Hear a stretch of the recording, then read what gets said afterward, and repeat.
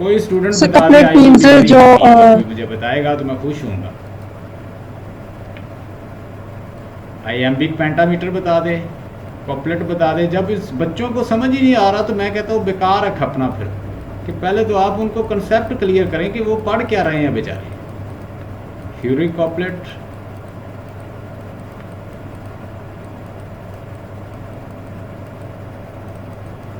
और आइएम्बिक पेंटामीटर मैंने बता दिया। किसी को नहीं क्लियर हुआ तो मैं दोबारा फिर बताने के लिए तैयार हूँ।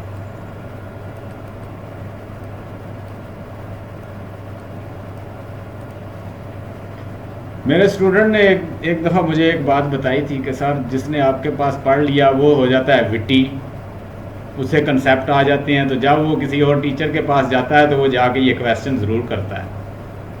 वहाँ पे वो टीचर को फिर पढ़ना पड़ता है, क्योंकि हम इन चीज़ों पे करते हैं रिसर्च सारा दिन। हाँ जी, कोई बताएगा कि व्हाट इज़ कॉपलेट? कोई भी नहीं बोल रहा, नोबडी नोज। सर सर जहाँ तक मुझे याद है मैंने बहुत पहले सुना है और मेरे ज़हन में इतना नहीं है। कपलेट मीन्स टू जो लाइन्स होती हैं पोएट्री की, एक्सेसिव लाइन्स होती दो हैं, लाइंस तो जो उसको कपलेट हैं, कहते दो हैं। लाइंस जो पोइट्री की हैं उसको हम क्या कहते हैं? कॉपलेट।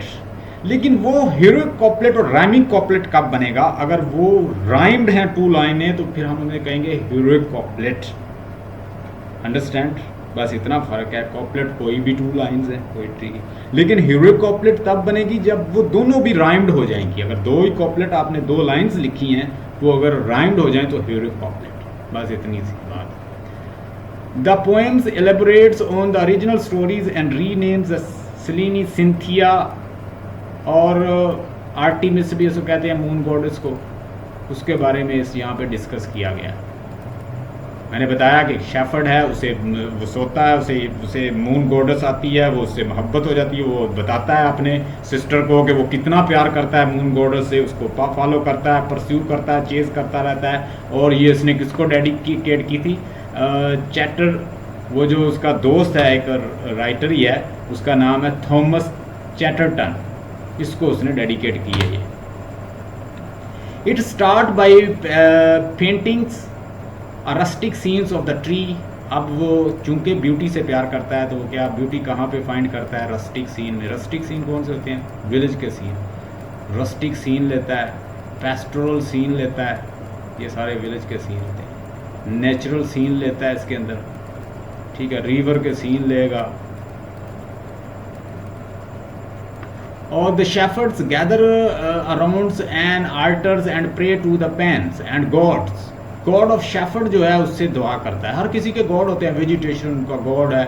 एंड फ्लॉक्स, फ्लॉक्स ये जो ग्रुप होते हैं उनके शेफर्ड्स के। As the youth sings and dance, the elders men sit and talks and what life would be like that shade of the Alciums. However, Endymions, the brain six and shepherd prince of MT Latmus, is the trance-like states and participating in their discourse. His sister Peona takes him away and bring him to the resting place where he sleeps after he wakes. He tells Fiona the encounter of with Cynthia and how much he loved her. वो जब जागता है, सोया होता है, तो उसे ये ख्वाब आता है। मून की गॉडेस जो है, शेफर्ड जो है वो सोया हुआ है।